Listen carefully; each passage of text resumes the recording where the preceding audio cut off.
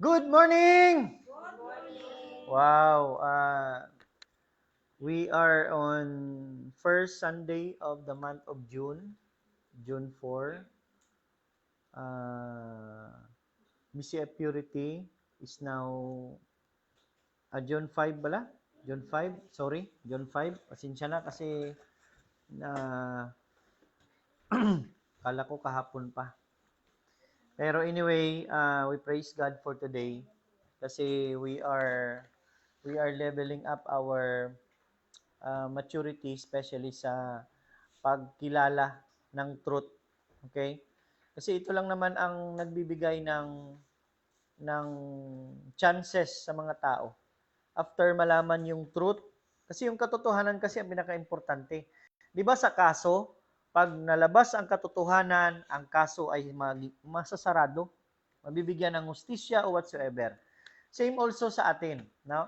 Sa ating mga believer, pag ang isang bagay ay nabigyan ng pagpapaliwanag, or should I say exact truth na information na nakukuha natin, nabibigyan tayo ng chance na gawin yung tama.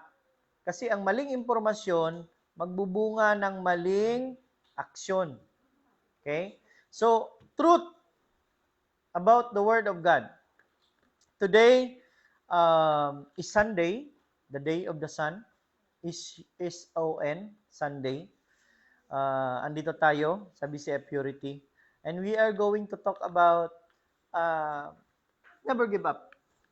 Okay? Sino ba dito yung problemado, nagkaroon ng encounter kanina, nagkaroon ng encounter na bago pumunta dito sa simbahan, sa ating bahay-sambahan, maraming mga intermission numbers, kung sa pelikula pa, merong mga advertisements, lahat po yun is in the purpose of God. Kasi God, everything happens for a reason. Okay? So let's try to answer that today because God, in His topic for today, says, never give up. Fix your eyes on Jesus. Okay? Ang taong nakafocus, madaling makakuha ng mensahe. Ang tao namang wala nakafocus ay hindi niya makukuha yung eksaktong mensahe na kanyang naririnig. Amen? Kaya nga, meron akong teacher one time sa elementary, nagtuturo siya pero hindi namin alam, ino-observe niya na pala kami. Patuloy lang siya kahit hindi nakikinig, turo pa rin siya ng turo. Pagkatapos niya magturo, binakuha niya kami ng one whole sheet of pad paper. At siya ay nag-exam. Sad to say, 0 kami. Kasi hindi kami nakinig, wala kaming focus. So the message today is all about Jesus. Sino ba si Jesus? Bakit kailangan nating mag-focus sa Kanya? Ano bang naibibigay niya sa atin na mensahe para mamuhay tayo na kahit maraming problema, andun pa rin tayo, hindi tayo sumusuko. Kaya sabi niya nga, never give up. Just fix your eyes unto me. Sino ba dito sa inyo ang iniidolo si tatay, si nanay, dahil masipag siya? Diba? Nagkaroon ka ng time sa buhay mo na parang pagod ka na. Pero naisip mo si nanay. Nasabi mo sa sarili mo, si nanay nga, kinaya niya, kakayanin ko rin. This is the word of God for today. So si Jesus is the only successful person throughout the history. Bakit successful? Kasi ang totoong successful na tao, mayroon siyang successor. It's not all about medals, it's not all about certificate na nakuha mo, na-receive mo, nabigay sa iyo, pinagpala ka ng lahat, pero wala namang sumusunod sa iyo na successor mo, then you are not a successful person.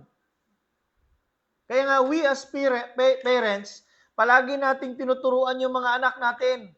Kasi balang araw, alam natin na tayo ay mawawala dito sa mundo, pero yung maiiwan sila. Kaya iniiwan natin yung ating mga kayamanan, yung 50 square meter natin na lupa, na pinag-aawayan pa ng 6 na magkakapatid. Kasi we wanted them to follow what we have started or to finish, ipagpatuloy kung ano yung ating inumpisahan sa buhay.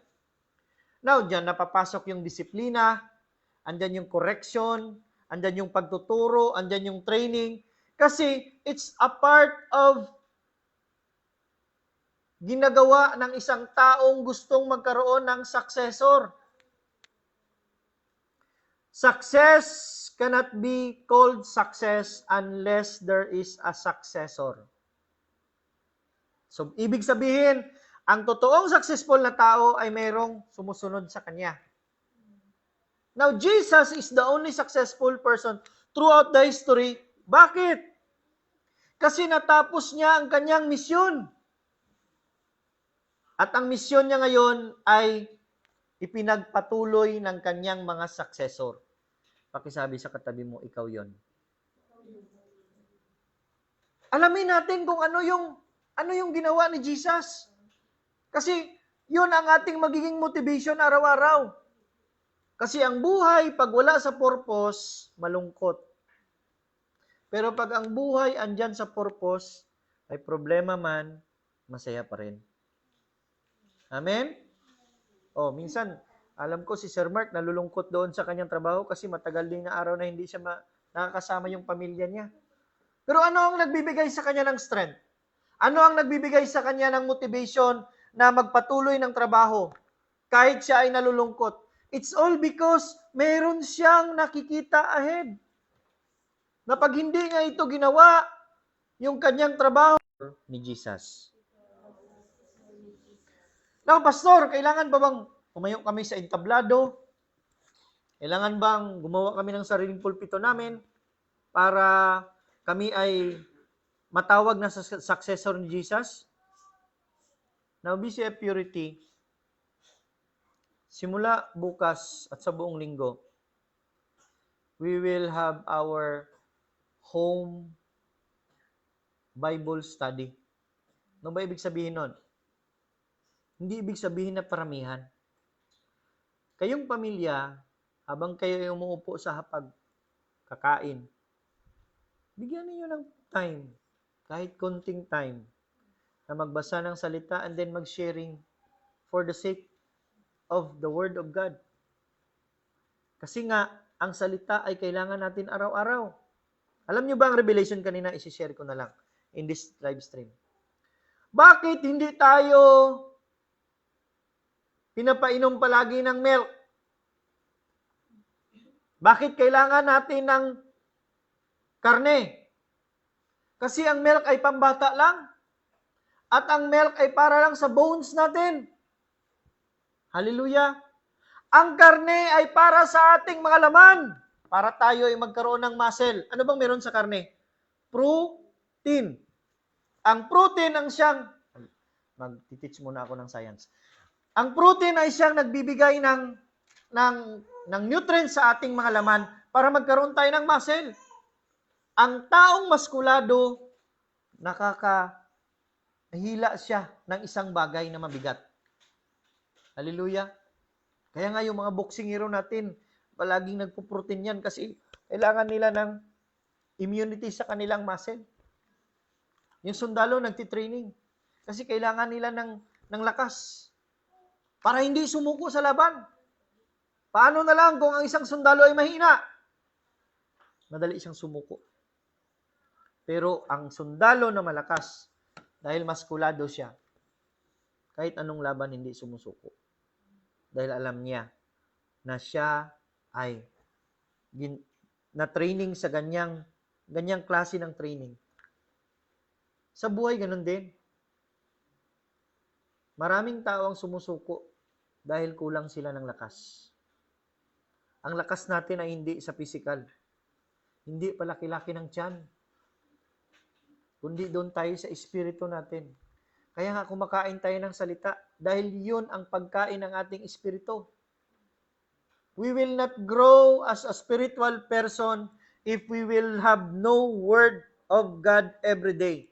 Kaya nga, that's the purpose. I'm blessed of the sharing of Ma'am M kanina. Natitwist yung purpose. Bakit? Kaya sa amin, ganun din eh. Ang asawa ko. Ni-invite niya lang ako noon kasi gusto niya ako, gano'n. Ako naman kasi gusto lang magkasama-sama din, mag-date-date. Sisimba-simba rin. Hanggang a series of attendance doon sa fellowship, nagbabago yung motivation mo. Dahan-dahang binabago ng Panginoon yung iyong motibo. Hanggang sa nakita mo yung sarili mo na naging totoo ka na pala sa Diyos. Dahil gusto ng Panginoon na maging totoo ka. Hindi para uminom lang ng Sprite, kundi sa Kanya mismo. Diba sabi nga ng advertisement, kung gusto mo magpakatotoo, mag-drink ka ng Sprite. Pero sa Diyos, kung gusto mong magpakatotoo, lumapit ka sa Panginoon. Dahil tuturuan ka niya kung paano maging honest, paano maging totoo sa sarili mo, totoo sa Kanya. Hallelujah. So, in Philippians 4:13, babasahin ko, nagpupunyagi ako patungo sa hangganan upang makamtan ang gantimpala ng pagkatawag sa akin ng Diyos. Lahat tayo ay tinawag. Pakisabi sa katabi mo, tinawag ka. Huwag kang bingi. Alam nyo kasi, medyo mahirap tawagin yung taong nagpabingi-bingihan kaysa bingi. Amen? So, ang mga taong tinawag ay hindi tinulak. Yung tinulak kasi napilitan lang yan. Pero yung tinawag talaga ay kusang, lumalapit at gumagawa ng kanyang tungkulin. Hallelujah! Pagkatawag sa akin ng Diyos sa pamamagitan ni Kristo Jesus, ang buhay na nasa langit. Kailangan nating mag-focus kay Jesus at huwag sa ating sitwasyon. Always kong kinukumusta si M, ibin yung iba, kasi gusto kong malaman yung sitwasyon. Ang Panginoon kasi ay walang pakialam sa nakaraan natin. Ang gusto niya yung present. Kaya nga, yung kamusta mo sa isang tao, hindi mo alam na yun pala yung strategy ng Panginoon na ipaalam sa kanya na andyan ang Diyos. So, I praise God for the healing of Mark, sa kanya din, kay Jacob. Kasi pag nagkasakit ka, hindi man ibig sabihin na mag-alala ka. Binibigyan ka lang ng pagkakataon ng Panginoon na maniwala. I-apply mo yung alam mo sa kanyang salita. At experience mo yung bunga. Ano nga ang sabi ng Panginoon? Yung sa isang babae na matagal na dinudugo. Nakita niya si Jesus. Pero hindi ako maniwala na wala siyang narinig about kay Jesus bago niya nagawa yung isang bagay na yon. Are you familiar with the story? Yung isang babae na dinudugo, na matagal na hindi gumaling. Parable of the hemorrhage, a woman with hemorrhage for 12 years. Okay? Ako ay naniniwala na ang babae na yon ay marami nang narinig about kay Jesus. Kasi during sa time ni Jesus, marami siyang milagrong ginagawa. Alam mo naman, ang tao ay likas na marites. Pag mayroong makikita yan, sinasabi talaga yan. Kaya dyan natin napapatunayan na may tenga ang lupa, may pakpak ang balita. Ganun yun eh. So, nung time na yon, ako ay naniniwala na maraming narinig na ang babae na yon about kay Jesus. Kaya nung nabigyan siya ng pagkakataon na makita si Jesus kahit malayo siya, andun sa kanyang loob-loobin na kailangan kong mahawakan siya dahil alam ko na pag nahawakan ko siya, magdagaling ako. Maraming tao nakapalibot kay Jesus at that time. And then, siya nga ay nagpursigi at nahawakan lang kahit ang laylayan, the hem of the garment of Jesus. Doon lang, pinakadulo lang talaga ng kanyang garment. Tapos naramdaman ni Jesus na mayroong kapangyarihan na nawala sa kanya. And indeed, yung babae na yon ay gumaling.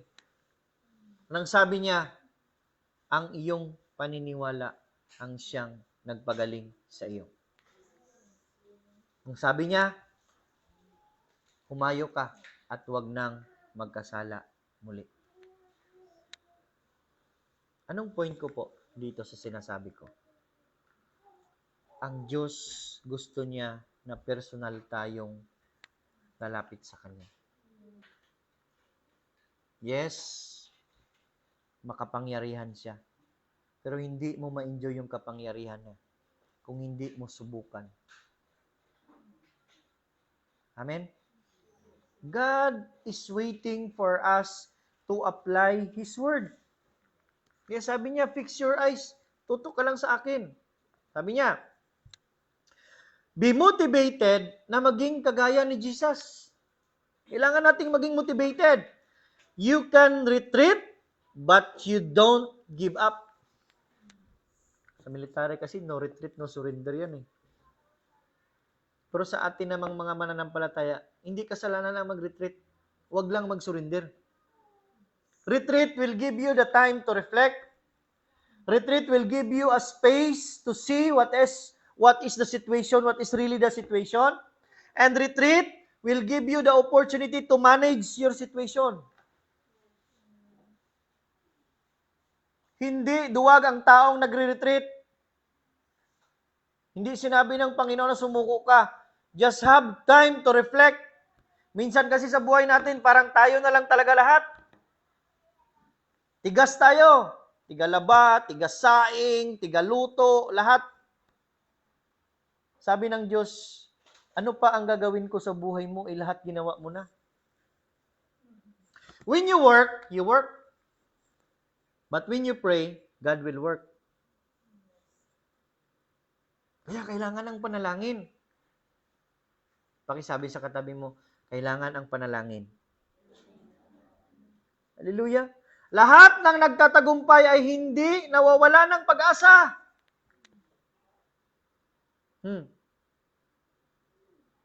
Kung natingnan niyo sana yung movie na Faith Like Potatoes, lahat ay drought.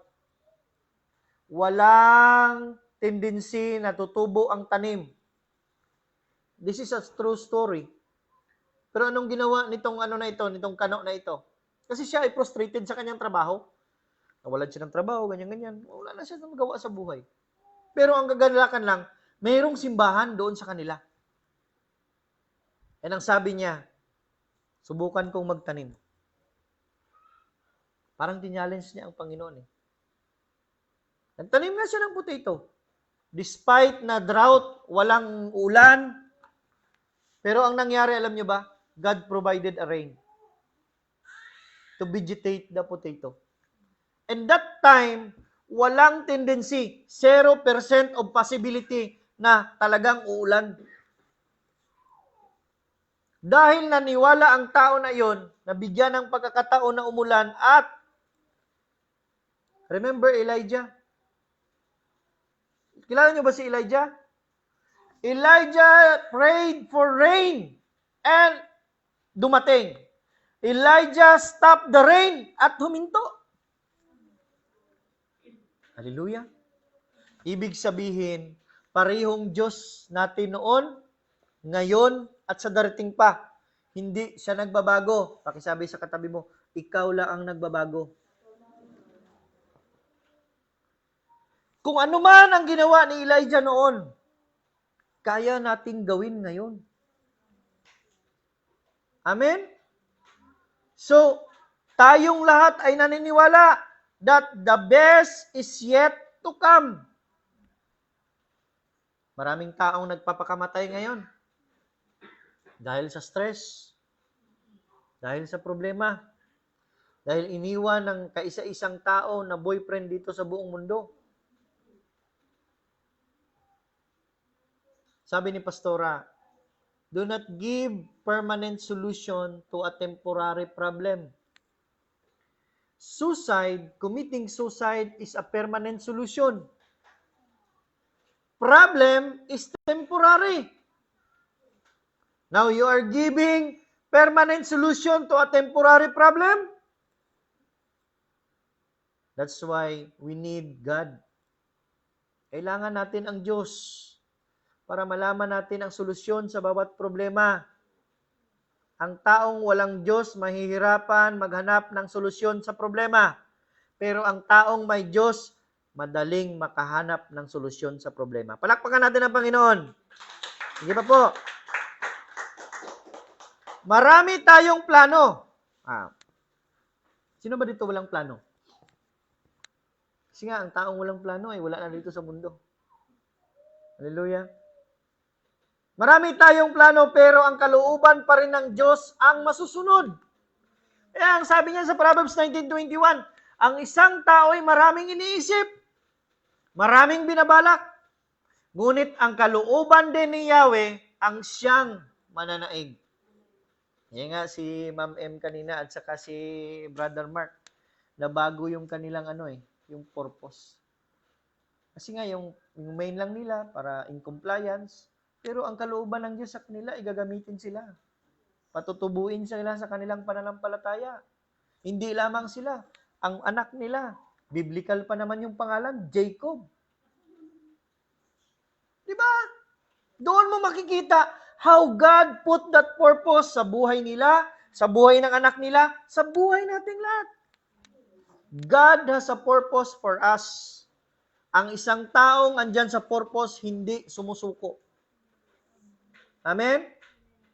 Marami tayong plano, pero ang kalooban pa rin ng Diyos ang masusunod. Always remember, kung hindi man nangyayari ang gusto nating mangyari, it's all because God has a purpose for it. Always ask and look for the purpose. Blessings are given to those who are prepared and can manage. Humingi ka ng sasakyan, wala kang lisensya, hindi ka man marunong mag-drive. Sino ba dito humingi ng milyon? Bago ka humingi ng milyon, be sure na kaya mong i-manage even ang 10,000 na pera mo. Did you get the point? Ayaw ng Panginoon na ibigay sa atin ang ating hinihingi dahil nakikita niya na hindi pa tayo prepared nito. Kaya kailangan nating maging preparado. Hallelujah. Kaya nga ang army ay tinitraining. Ang teacher din ay nag-aaral. Tinitraining din. Walang trabaho dito sa mundo na hindi dinadaan sa training. Kahit yung pagmamassage, may training. Ang fire, volunteer, may training. Lahat may training. Kaya nga, kailangan nating maging prepare. May purpose ang Diyos at may timing siya. Will you agree with me? Na ang Panginoon ay may purpose at mayroon siyang timing. Hindi niya pa binibigay dahil alam niya na hindi mo kayang i-manage ito. Amen? God is talking to you in every situation. A purpose-minded person, yung taong purpose-minded, always seek solution for the problem. Hindi niya minamagnify ang problema. Hallelujah? Minsan kasi, palagi na lang tating ito kasi yung strategy ng isang boss namin. Sabi niya, pag magsabi ka ng problema, magsabi ka rin ng solusyon. Huwag mong sabihin lahat problema lang. Kasi gusto kong malaman kung paano mo bigyan solusyon yung problema. Eh sir, ganito sir, yung nasira kasi yung water system, ganito ganyan. Example sa school. Kita kasi yung water system tapos may mga pumapasok dito na kambing sir, kinakain yung aming mga bulaklak. Huwag mong tapusin sa ganun lang na usapan. Pero sir, wala na sir, meron na nag-sponsor, naghingi ng sir ng tulong, ganito ganyan. Pinaayos na yung water system sir at saka tumulong na rin yung aming mga kapitbahay dito na maalis yung mga hayop na yan at saka hindi na po pumapasok. Yan ang totoong tao na nabubuhay sa purpose ng Diyos. Laging naghahanap ng solusyon. Ask God why and ask God how. Tanungin mo daw ang Diyos bakit at tanungin mo rin siya papaano. I would like to share to you, alam ko marami na dito sa atin ang namatayan ng mga mahal sa buhay. Amen? Maraming umiyak, maraming gustong sumama doon sa libingan, na sana ako na lang ang namatay. Pakisabi sa katabi mo, drama moment. Kasi pag andyan ka sa purpose ng Panginoon, you understand bakit nangyayari yung mga bagay. Hallelujah. Ngayon, andyan na yung lamay, andyan na yung patay, andyan na yung kabaong. Alam nyo kasi maraming purpose ang nasiserve dyan eh. Pag birthday, hindi makauwi kasi abroad. Pero pag patay, sigurado uuwi yan. Yung mga taong hindi nagkabati noon pa, dahil sa may namatay, nagkakaroon ng reconciliation. You see the purpose of God? Kaya ang Panginoon ay nangungusap sa bawat sitwasyon sa buhay natin. May sakit ka, bakit? Ano ang gagawin ko, Lord? Paano ako? Anong gagawin ko para gumaling ako? Yan ang sagot, alam nyo ba saan? Hindi kay Suryano. Nandun sa salita. Nagkasakit tayo hindi dahil sa Diyos. Nagkasakit tayo dahil sa mali nating desisyon. Nagkakasakit tayo dahil sa kasalanan. Maraming rason kasi ang mga sakit eh. May purpose ang Diyos bakit tayo nagkakasakit. Kasi gusto niyang patunayan sa iyo na siya ang iyong totoong healer. Amen? That if you call upon Him, sabi ng Psalms 30 verse 2, tumawag ka sa akin at ikaw ay aking pagagalingin sa iyong sakit. Dapat kasi meron tayong salita. Alam niyo ba ang salita? Yan po ang promesa ng tatay natin. Subukan mong magsabi kay Jacob, Nak, pag nagsimba ka ngayon, bibigyan kita ng ganito, ganyan, ice cream. Gagawin ng bata yan. Pag ginawa niya, sigurado sisingilin ka niya. Pakisabi sa katabi mo, ganun din tayo. Mga anak ng Diyos.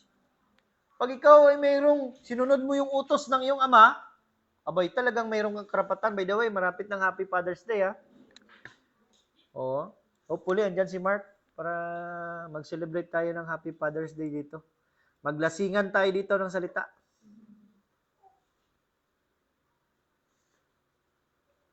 Ganon ang benepisyo ng mga taong sumusunod sa sinasabi ng Diyos.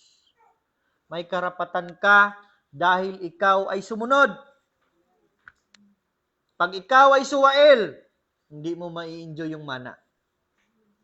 Pero pag ikaw ay masunurin at sumusunod sa sinasabi ng iyong tatay, mai-enjoy mo yung benepisyo. Amen? Are you blessed today? Kaya nga sa funeral services, sabi ko, minsan kasi, kahit sa sa ospital, di ba? Yung pagbibigay natin sa Panginoon, pagtatites natin, di natin ginagawa, wala tayong pera. Pero bakit sa ospital lumalabas yung pera natin? Dahil mas priority natin yung ibang mga bagay kaysa sinasabi ng Diyos. We experience and we will continue to experience that as long na andyan tayo sa Panginoon. Si Suriel kasi, that favored yan siya na anak namin.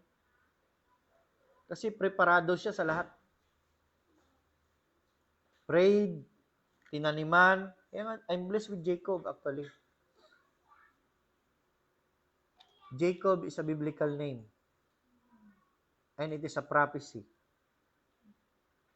Later on, ibibigay ng Panginoon ang kanyang purpose. Si Suriel kasi is one of the reason bakit na-open itong BCF Purity. It is not for us alone. It's a preparation para sa kanya. Kasi si Suriel was prophesied and declared as a Benjamite leader sa kanyang generation. At the time na na-dedicate siya, hindi natin gawin kay Jacob yan. Excited ako kay Jacob. Parang naiba yung ambience kay Jacob. Pangalan niya pa lang. Naghanap talaga kami ng chalice. Alam niyo ba hinanap namin? Mura. Pero yung nabili namin, mahal. Hinahanap namin mura. Umikot kami sa Marbel. Daming inikutan. Hanggang sa hanap-hanap po pala ng mura, sabi ng Diyos, walang mura sa langit. Bumili. Bakit may mura ba na gold? Sa langit kasi gold. Mamahalin yung doon sa langit. Kaya nga, nakabili kami ng chalice na medyo mamahalin para sa amin na. At doon nilagay ang kanyang pangalan. At saka, dedication date niya. At the time na laki siya, yun ang gagamitin niya na mag-administer dito sa BCF Purity. Mas maganda pag mayroon kang bisyon na ganun. Gagawin mo ang lahat. Diba? Ano bang gusto mo sa isang bata pag lumaki siya? Gusto mo siyang maging artista? Maliit pa lang siya. Tinitraining mo na maging artista. And one time, andun kami sa itaas kasi brown out. Ano mo kasi mga bata ngayon, parang makakasyak, no? Papa Jesus. Kasi walang hangin eh. Papa Jesus, wind please. Biglang umangin na malakas. Ano naman sagot niya? Thank you, Papa Jesus. Sabi ko, nakakausap niya si Lord. Nakakausap niya si Lord. Ganon ang ating vision para sa ating mga kabataan. God has a purpose for everything. Kaya huwag tayong huminto. Never give up. Amen? Sabi niya sa 2 Chronicles 15:7, ngunit magpakatatag kayo at huwag masiraan ng loob. Gagantimpalahan kayo dahil sa inyong mga ginagawa. Don't give up in doing good. Anong sabi sa Galatians 6:9? Do not grow weary in doing good, for in due season you will reap a harvest. I believe. Si Mark at si M, patuloy na tatayo kay Jacob. They will enjoy the harvest. Even kayo, may mga anak kayo, dinadala natin si Shin. Oh, yan, naglalaro lang yan. Later on, magtataka ka. Kasi yan pa nag-correct sa kay nanay at tatay niya. Hindi na nanalangin, kumakain ka agad. That's how God will move. Kasi alam niya na pag ang apo ang siyang humingi, ay talaga ang lula hindi makakahindi. Si lolo. Pero pag ang anak, ay talagang maghihindi pa yan si nanay at si tatay. Pero pag ang apo, sigurado. Now, I'm just giving ad-lib because alam ko na ang mga kabataan natin gagamitin yan sa sunod. They will be the next generation. And gusto ko sa BCF Purity na ito, hindi lang pala aking gusto.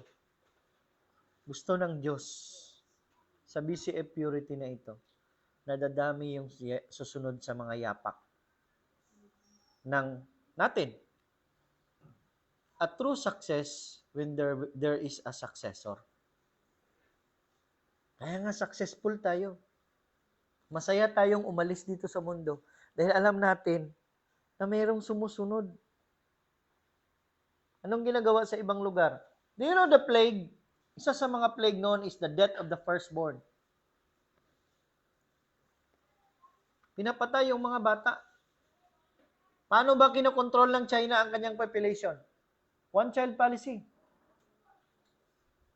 Hindi sila lumulubo. Hindi sila malaki kasi kinokontrol nila ang kanilang, dapat isang anak lang. Oh. Tayo naman dito sa kaharian ng Diyos, dapat maraming mga anak na sumusunod sa atin. Kasi there will be a revolution. Dumadami na ngayon ang mga bakla at tumboy na pinaniwalaan nila na talagang totoo sila. Later on, parang magpapagawa sila ng sariling CR nila. Ganyan po, binabalik ni Satanas ang sitwasyon ngayon sa mundo. And we don't want our children to be included in that situation. Gusto natin na mamuhay sila sa katotohanan.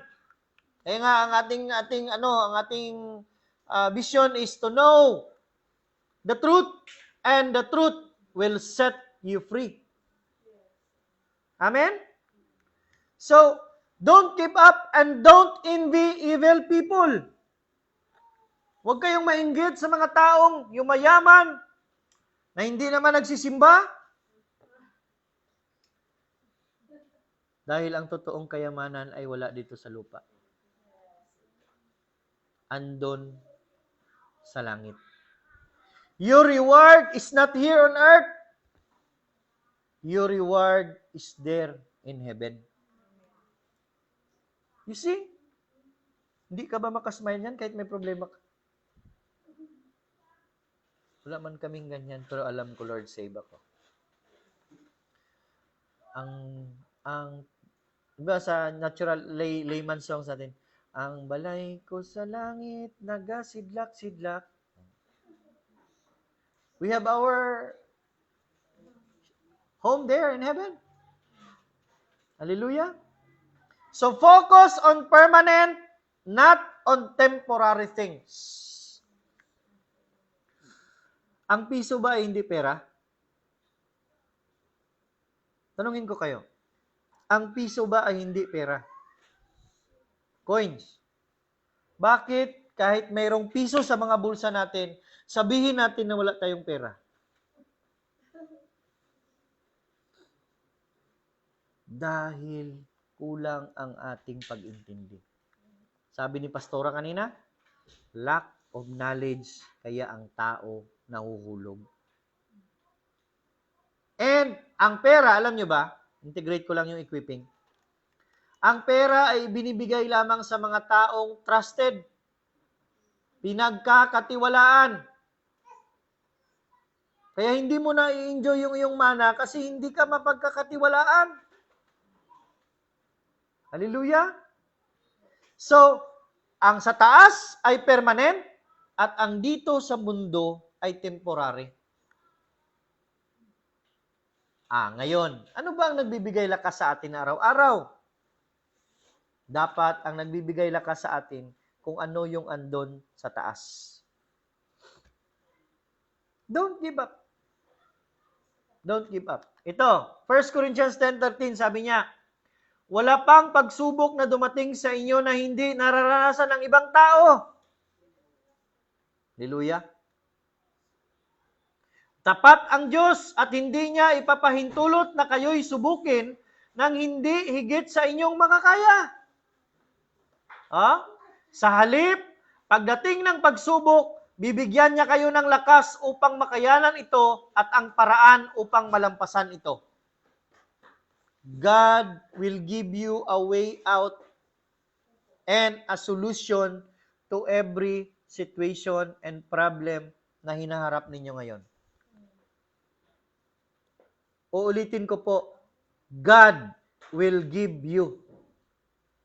Ang Diyos ang magbibigay sa iyo. Bibigyan ka ng Diyos kung ikaw ay Kanya. Pag ikaw ay hindi Kanya, hindi Kanya bibigyan. At higit sa lahat, hindi lang ikaw ang taong mayroong problema dito sa mundo. Problema mo 100, may problema din ang isang tao doon na 2,000. Ang kagandahan nito, kahit anong problema mayroon ka, pag andyan ka sa Panginoon, bibigyan ka niya ng way para masolusyonan yung problema na yon. Siguraduhin lang natin na andyan tayo sa Panginoon. Yung tiwala natin andun sa Diyos, hindi sa mga Bombay. Alam niyo kasi ang pera ngayon ay ginagamit na ni Satanas para ikaw ay bilhin yung iyong paniniwala. Hallelujah. Walang exempted sa test and trials. Lahat tayo ay nagkakaroon ng test and trials. Amen? When you never give up your test, your test will become your testimony to others. Yung mga kahirapan ni ma'am, yung mga na-encounter natin sa buhay natin, ikaw kasi gawin ka ng Panginoon na na exemplar. Sa tuwing ikaw ay nagsasalita, sabihin niya, ako noon nagkasakit. Ang taong nakikinig na may sakit, nabibigyan ng pag-asa. Ako noon nagkasakit, pero nang ako'y tumawag sa Panginoon, ganito yung ginawa ko, ako'y gumaling. Yung taong nakikinig, nagiging mensahe yung nadaanan mo na test sa buhay mo, nagiging testimony sa kanya. Bakit? Nakukunan niya ng mensahe at siya ay nabibigyan ng pagkakataon na gawin din kung ano yung ginawa mo. That's the power of testimony. Amen? Your trials, alam ko maraming trials ito First try, second try, third try, fourth, fifth. Maraming trials, di ba? Alam nyo kasi kasama na natin yan. Hindi na yan iba sa atin. Amen? Your trials will become your triumph. Look at this one. God doesn't give the hardest battle to His toughest soldiers. He creates the toughest soldiers out of life's hardest battles. Gumagawa ang Panginoon ng malakas na sundalo out sa problemang hinaharap natin araw-araw. Hindi siya nagbibigay ng God doesn't give the hardest battles to His toughest soldiers. He create the toughest soldiers out of life's hardest battles. Pakisabi sa katabi mo, pasalamatan mo yung problema mo. You see, doon natin nakikita na in everything, give thanks. Ang sabi ng Panginoon. Dahil may purpose siya sa bawat problema mo. Amen? He promised, no? Sabi niya, God will back you up. God will be with you. God did not say He will remove you from your tests and trials, pero ang sabi niya, sasamahan kita sa tests and trials na yan. Alam niyo ba ang problema? Ang problema natin, alam niyo ba? Nag-iisa tayo, hindi natin pinasama ang Diyos. Kaya nagkakaroon ng problema. Amen? He promised He will be with you in facing problems in life. Walang problema na walang solusyon. Ulitin ko po. Walang problema na walang solusyon. Ang solusyon sa lahat ng mga solusyon ay ang Diyos. Ako nakaranas na rin sa buhay na parang hindi ko alam yung gagawin ko. Mabigat na yung nararamdaman ko. Parang sasabihin mo na, Lord, surrender na ako. Pero at the time nakikita mo yung mga anak mo, kung paano sila hindi marunong pang gumamit ng sandata sa pamumuhay, nabibigyan ka ng pagkakataon na baguhin mo yung sinabi mo. Lord, hindi pa pala pwede. Ikaw ang nagtanong, ikaw din ang sumagot. Dahil nabibigyan ng pagkakataon sa purpose na dala-dala mo sa buhay mo. Are you blessed today? Amen? Hallelujah? So, in 2 Corinthians 12:9, sabi niya, ganito ang kanyang sagot, ang kagandahang loob ko ay sapat na para sa iyo, sapagkat lubusang nahahayag ang aking kapangyarihan kapag ikaw ay mahina. Huwag nating dayain yung sarili natin. Kung tayo ay andyan pa sa kasalanan, tayo ay mahinang-mahina na, be honest to God. Lord, pagod na ako. You take over, Lord. Lord, hindi ko na kaya yung gagawin ko. Tulungan mo ako, Panginoon. Kagandahan lang nito kasi hindi na natin kailangan mag-load para makatawag. Amen? Dito sa lupa, pag walang load yung cellphone mo, hindi ka kakatawag. Walang free call. Sa langit, always free ang call. Problema lang ikaw hindi free. You are always busy. Alam niyo ba ibig sabihin ng busy? B-U-S-Y?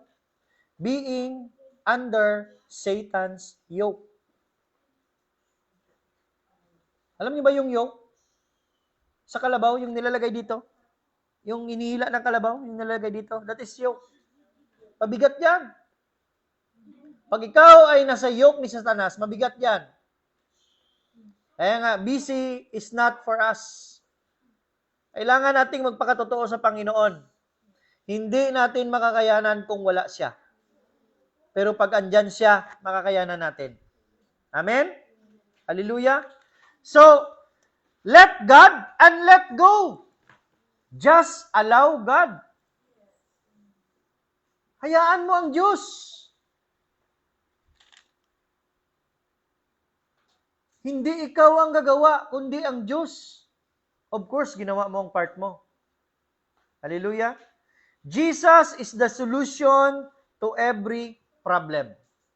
Bakit? Tingnan natin yan. Ano ba nakikita nyo dyan? Kung hindi mo kilala si Jesus, no Jesus, wala ka ring peace. No peace. You see the message? Dalawang mensahe yan. Pagkilala at wala. Pagkilala kay Jesus at wala si Jesus. Kaya nga, siya lang ang kailangan natin. Alam niyo ba, ang peace, hindi nabibili ng milyon yan. Yung healing, hindi nabibili ng milyon yan. That is free. Libre. At walang katumbas na halaga. Ano nga yung motivation sa sayings? Kung gusto mo daw na ikaw ay yumaman, o gusto mo sabihin na mayaman ka, simple lang. Hindi mo na kailangan bumili ng mga kotse, magarang bahay, branded na mga damit. Gusto mo maging mayaman? Sino ba dito gusto maging mayaman? Sabi niya, think those things of money can't buy. Kung gusto mo daw na yumaman ka, isipin mo ang mga bagay na hindi kayang bilhin ng pera. In other words, money is not the picture na ikaw ay mayaman. Ang taong mayaman ay masaya. Ang taong mayaman kahit may problema ay hindi umihinto. Amen? So, Luke 18:1, isinalaysay ni Jesus ang isang talinghaga upang ituro sa kanila na dapat silang laging manalangin at huwag mawalan ng pag-asa. You see? Laging manalangin at huwag mawalan ng pag-asa. Baunin natin yan. Araw-araw. Laging manalangin at huwag mawala ng pag-asa. Kaya nga, binigyan tayo ng platform ng Panginoon. May tanong ako always sa mga tao, naniniwala ba kayo sa Diyos? Amen! Kayo ba ay nananalangin? Hindi kayo naniniwala. Ang totoong naniniwala sa Diyos ay nananalangin. Will you agree? Ang totoong naniniwala sa Diyos ay nananalangin. Hallelujah. Prayer is your strength. Ito yung iyong lakas at gasolina na hindi mag-give up. Alam niyo ba yung tatlong sagot na panalangin? Yes, no, and wait. Pag sinagot ng Panginoon, then that is yes. Pag hindi sinagot, ibig sabihin, mag-antay. Are you blessed today? Let us continue to encourage one another and pray for one another. Yung encouragement natin sa isa't isa ay ang ating pagpapanalangin sa isa't isa araw-araw. Dahil yung panalangin mo, nagmamatter yan sa kapwa mo. Yun ang nagbibigay ng strength sa kanya na sana ay susuko na siya. Bakit nandyan pa rin yung lakas na hindi siya sumusuko? Dahil mayroong nananalangin at dahil ikaw ay nananalangin. God is the source of our strength. Amen. More prayers, more power. Be a blessing to someone, not to give up. Bakit natin kinukumusta yung isa't isa? Dahil gusto nating malaman yung sitwasyon nila. Pakisabi sa katabi mo, makialam ka. Huwag kang makibaka.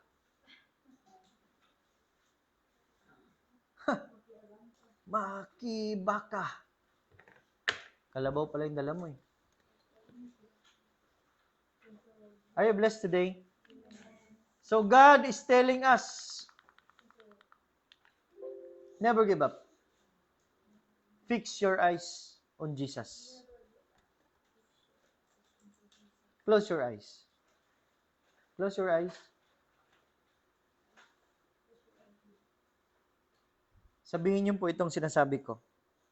Lord, I will never give up. Jesus, I will fix my eyes unto you. God is hearing that today. So even the live stream viewers, ini-invite ko po kayo. Ini-invite ko kayo na sumunod sa isang simpleng panalangin. Si Jesus lamang ang ating kailangan para hindi tayo sumuko sa buhay na ito. Siya ang magbibigay ng lakas sa atin. So lahat tayo ay sundin ang aking panalangin. Our Father in Heaven, maraming salamat Panginoon sa iyong bugtong na anak na si Jesus. Ngayong araw, salamat sa iyong salita. Tinuruan mo ako na hindi mag-give up. Alam ko, Panginoon, na kung kasama ko kayo, ang buhay ko ay magpapatuloy, maging matagumpay. Ngayong araw, I confess with my mouth, believe in my heart, that Jesus is my Lord and my Savior. Salamat, Panginoon, na ang aking pangalan ay nailista mo na sa libro ng mga buhay. Ano man ang mangyari, save ako. Kasama niyo po ako. Ito ang aking samot dalangin. Sa pangalan ni Jesus, ang lahat ay magsabi ng Amen. Let me pray for you. Father in heaven, thank you, Lord, for this Sunday, the day of the sun. Acknowledging na ikaw ang Diyos, na siyang aming kailangan sa aming pamumuhay. Ano man ang problema, ano man ang mga trials na aming haharapin, as long na kasama namin kayo, mapagtagumpayan namin ang lahat ng ito. Salamat, Lord, sa aming fellowship ngayong araw. Ibinabalik namin ang papurit pa sa salamat dahil ikaw ang dahilan kung bakit naging matagumpay yung buhay naming lahat. Ito ang aming samot dalangin at uuwi kami, dala ang tagumpay at isishare namin ang tagumpay na ito sa aming pamilya, sa bawat taong aming makakausap. Ito po ang aming samot dalangin. Sa pangalan ni Jesus, ang lahat ay magsabi ng Amen. God bless everyone at hanggang muli, next Sunday, kita-kita po tayo dito ulit sa BCF Purity.